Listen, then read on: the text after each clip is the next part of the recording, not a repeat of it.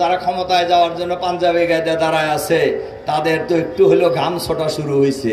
তাদের জরিপে জামাত আর বিএনপির ভোটের ব্যবধান খুবই সামান্য, প্রায় কাছাকাছি। আর 48% মানুষ কোনো মতামত প্রদান করে নাই। বিশ্লেষকরা বলছেন এই ভোটাররা যদি ধানের শীষের ভোটার হতো অবশ্যই ভয় পেত না।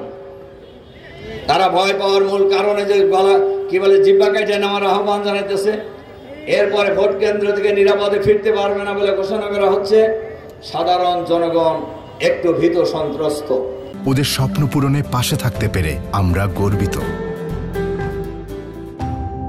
বিশ্লেষকরা বলেছেন এই 48% ভোটারের অধিকাংশ ভোটার হলো দাঁড়িপাল্লার ভোটার আগামী দিনে। এ কারণেই ওই দল যারা ক্ষমতায় যাওয়ার জন্য পাঞ্জাবি গায়ে দাঁড়ায় আছে তাদের তো একটু হলেও ঘাম ছোটা শুরু হয়েছে। এরপরেও আবার বাংলাদেশের সকল ইসলামী দল, পীর মাশায়েখ, ইসলামী ব্যক্তিত্ব, সমমনা, দেশপ্রেমিক রাজনৈতিক দল সহ সবাই মিলে ঐক্যবদ্ধভাবে নতুন বাংলাদেশ গড়ে তোলার স্বপ্ন নিয়ে আমরা এগিয়ে যাচ্ছি।